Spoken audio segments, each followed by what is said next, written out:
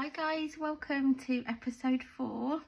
This is prompt number 2 in Roxy's Journal of Stitchery volume 8, and this is for basically something thrifted. So honestly everything that I'm using is thrifted anyway. Like this fabric I got from a shop in Penzance near where I live, and it's from a lovely shop called Handworked, and it's like a linen. I've basically patched all the pieces together, so I've thrifted that from there. This was also thrifted from the same shop. So as you know, I'm doing my piece in panels, and each panel will be for every prompt. So this was I think it was a bedding set, so I've cut out, so it's got a lovely floral design on there. There's this one, which is, you'll have seen all of these in episode 1, but I'm just showing them again just because we're choosing something thrifted. And like I say, all the bits that I've got for my panel so far, they're all thrifted from either vintage or charity shops, or vintage online or vintage antique shops. This one's lovely embroidery with like a lace detail. That's another floral design. And that's another one. I think that one was a tablecloth. And that one. And then this one is cross stitch and a bit of embroidery. And that one I think was a pillowcase. So kind of what I'm thinking with this is, I'm thinking I might choose one of these all over floral prints for this particular prompt, because it's about something thrifted, and also it gives me the chance to do a bit of thread painting. So I think what I'm going to do is choose one of these and do a bit of thread painting. My initial thoughts with this project were that I was going to work, so it'll be 20 squares, and this is my first one, and that I would do it so that the next square would be the second prompt, the next square would be the third prompt, and so on. So what I'm sort of thinking is that I want something that's going to sit nicely next to the panel that I've already done. These are this is a little bit big. This one's been cut to size now. It's 14 inches square. So this could work quite nicely. It's quite a busy floral though, and if I'm going to use this prompt to do some thread painting, then that might be a bit too busy. This one's got a lovely floral design, so I could do some thread painting on there.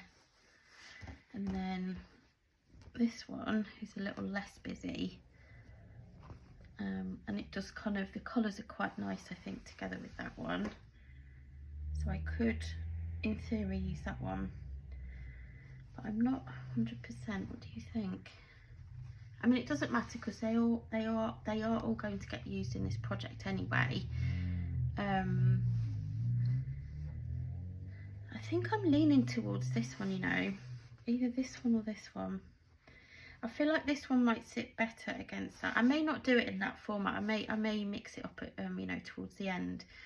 But I think because this has got a cream background and this is white, I don't know, I always have a bit of a not so sure about those colours together. They kind of eke me a bit. Whereas this one, because the floral print and the leaves are so large, I think that one could be a good option. And it does look nice against that one, and it'll be nice to do some thread painting on as well. So what I might do with this panel is just make sure that it's cut to size. So we're doing 14 inches across and 14, see how much bigger than 14 inches that is. So I suppose what I'm doing here is looking at which part of the design do I want, which way is it supposed to sit. I think it's this way.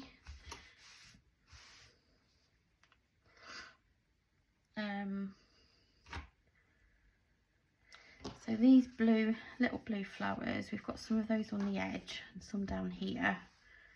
And then when we're looking at this, obviously the main bits of the flowers are here. So I could sort of do it in the middle, or I could choose one of the edges. I think I'll do it here. So I'll use that as my 14. I'm just going to do this by eye. My rotary cutter has decided to go for a little, to go AWOL for some reason. I don't mind though, I do actually like using scissors for cutting. So that's that way, and then again I think this is nice here. I know we've got that there, or do we keep this as the bottom? See how big it is. How are you getting on with your project? So if we did it up there, that would finish here. That might be better actually, because you've got sort of 1, 2, 3. Yeah, let's just, what I'll do is I'll tidy this edge, and then you can take the measurement from there. I hope you're getting on well with your project. I have been looking at people's videos. Got quite a few to catch up on actually. I've had a really busy couple of weeks. I think I thought that I'd be much further along with this project than I am, but it's not a race. That's what I've got to keep telling myself. It's not a race. It's fine. It's about enjoying, I think, particularly because I'm using it from the slow stitch angle as well. It's about the meditative process for me, and the, you know, the enjoyment that you get from that, and it's not so much about worrying. Let's just check these measurements. Yeah. It's not so much about worrying about being on time and all, you know. I think we need to just enjoy the process, don't we? Otherwise we can get wrapped up in the kind of rush, hurry. So yeah, there we go. That's where I'm at so far. I got some really nice threads the other day. They're wool, they're DMC wool, and they're really lovely, and I think they'd be really nice for doing a bit of thread painting on here. So I know the prompt isn't thread painting, but this is my something thrifted fabric. I may even, you know, some parts just go around the edges, just to give it a bit more of a 3D effect. But I think that's what I'm going to do. I need to figure out which way up the fabric's meant to be. That kind of looks right, doesn't it? So yeah, that's where I'm at with my prompt 2. And I'm looking forward to getting some threads in there. I've probably got some in here actually that I can use. So this is the little bag that I was using for my other previous panel. So it would be nice to kind of have some continuity in the colours going over. I'll probably do a mix actually of these and the wools, and just to keep it nice, and I don't want the coral, I don't think. There's a paler pink there, but there's quite a little bit of lilac in here as well. And that green, that's a nice green. So I'll probably use those, and then I think what I'll do is I'll come back and I'll do some stitching with you, a bit like a stitch along, I guess, and just have a little bit of a chat. So yeah, I will see you shortly.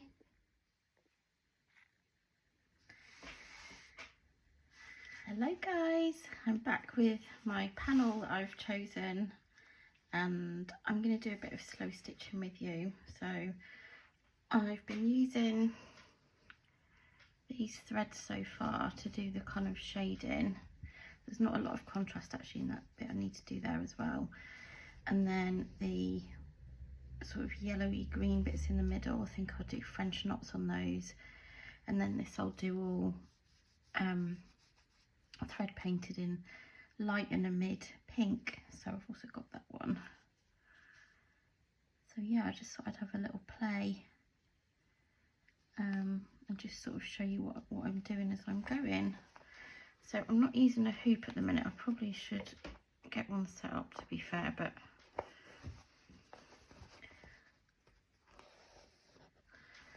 yeah, how are you guys doing? Sorry, I'm knocking you with my head.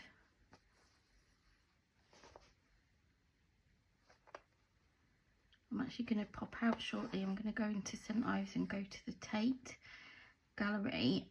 They've got a well, it's not an offer. It's all available all the time. But if you're local to St Ives, then you can get a locals pass. So you could pay £10 for your card, and then you get in for free. So you can just turn up whenever you want, and you don't have to pre-book or anything. You can go and use the cafe or go into the shop. I think you can get into those anyway without having to pay to sort of look around the actual gallery. But it's a really cool gallery, and it's on Porthmere Beach. St Ives has got 5 beaches, and it's on one of the one that faces the Atlantic Ocean, and so a lot of people do surfing and things down that way. It's really nice sort of area. I love St Ives. I feel really grateful to live here and get to sort of enjoy. There's a lot of culture and a lot of artists in this area. It's quite sort of historic, really. There's a Barbara Hepworth museum. She used to have a studio and live in St Ives, and what used to be her home and studio is now a gallery that you can go and look around, and it's got all of the sculptures in the garden. I'm going to do a visit there actually, and also one to the Tate, so that I can give you a little sort of look around, sort of see it through my eyes, and yeah, I hope you'll enjoy that. I can't wait. But today I want to go to primarily update my locals pass because it has run out. Oops, I've unthreaded myself. And then I'll be able to get in, and it's the summer holidays in the UK at the moment, and St Ives is always a really busy and popular place for holiday makers to visit. So the town, because it is sort of midweek, it probably will be fairly busy. It doesn't really ever put me off going. I know some people try and avoid it as much as they can because they sort of feel like, oh, I don't like going when all the tourists are in town, but I don't mind it. I don't know if it's because I've lived in big cities, and you know, to me it's not really, I mean, it's a small-ish place, but there's so much to do. You know, you've got people on the beach, and then you've got people you know, going to restaurants, you've got people going to galleries. There's so much for kids to do, especially during the holidays. Lots of people put on events for them to keep them entertained, and yeah, I just really enjoy it. It's a lovely part of the world. It's right down the end of Cornwall if you've never been, and if you haven't been and you're able to, I would highly recommend to pay a visit and kind of see what parts of it you enjoy. It's a nice place for foodies as well if you're into your food, and like drinks, you know, lots of kind of local breweries, and do lots of IPAs. There's a couple of vineyards. There's quite a lot, to be honest, that goes on down here. So yeah, I feel really lucky. So I'm going to do that shortly, but I just thought I'd sit and stitch with you for a little while and have a little catch up, see how you're doing. I've been trying to keep on top of looking at everybody's vlogs if they're sharing them, or in the post in Sarah and Rachel's group, Roxy Creations, Stitchery, I think it's called, General Stitchery. I can't remember what the group's actually called now, but I do try and keep up with what people are doing in there as well. But yeah, it's always nice to kind of chat on here as well, and I really appreciate everybody that's commented and joined the channel recently. I do have quite a few new subscribers, which is really nice. I'm really grateful, and it's really kind of inspired me to create more videos to share with you, and actually just to, you know, really spend more time in my creativity, because it's so easy to sort of feel like, oh, I haven't got time, I'm so busy, or like it's not a priority and you've got other things that are more important. But for me, and I say this all the time, my creative practice is like a spiritual practice for me, and it's like breathing. If I don't get the opportunity to be creative and make things with my hands, whether that's stitching, whether that's knitting, whether that's painting, drawing, I like to do lots of different things. I know a lot of what I've shared on here recently has been quite yarny related, or stitching, or you know, fabric, but there's quite a lot that I enjoy doing. And up until fairly recently, it's not been something that I've wanted to monetize really. It's not something that I've wanted to put the pressure on of having it as my full-time, you know, career, or I've previously, like you probably know if you've been watching, know that I used to be a knitwear designer, and so you know, I do have a creative background. My career was very creative, but I sort of miss doing that all the time. I miss being creative every day. But quite a few years ago, I basically felt like I don't want to have the pressure of my creativity having to make money for me. But I don't know, it's just something I can't get away from. So watch this space, because I've for the past few years I've been working in very different sort of environments, and I'm sort of at the point with it now where I'm not enjoying doing that. So I think it might be time for a little change quite soon. Like I say, I'm not, you know, not particularly wanting to be full-time in my creativity in terms of making money from it, but it is something that I think, you know, that was my intention years ago, and I think it's something that I need to kind of come back to. So how are you anyway? It's weird sometimes doing these videos, because you feel like you're sort of chatting to people, and I know people watch and comment, but it's so nice when you actually get to have a conversation. I was sort of thinking about maybe doing something where I could go live and have a bit more of a chit chat, or maybe do something on Zoom where we can kind of come together and you know, be able to interact in real time. I know that could be quite tricky because we are all in different time zones, and looking at the analytics on my YouTube channel at the moment, it's sort of indicating that the majority of my audience are actually in the United States at the minute, which is quite unusual.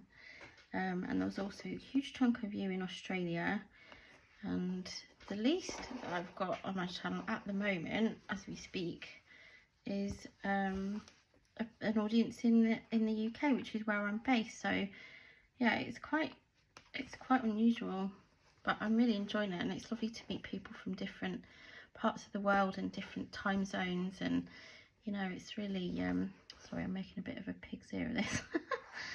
It's really nice to, you know, get to interact with people that are like-minded, and you know, it really doesn't sort of matter where you are. I think we all watch these things at different times, you know, wherever we're based. So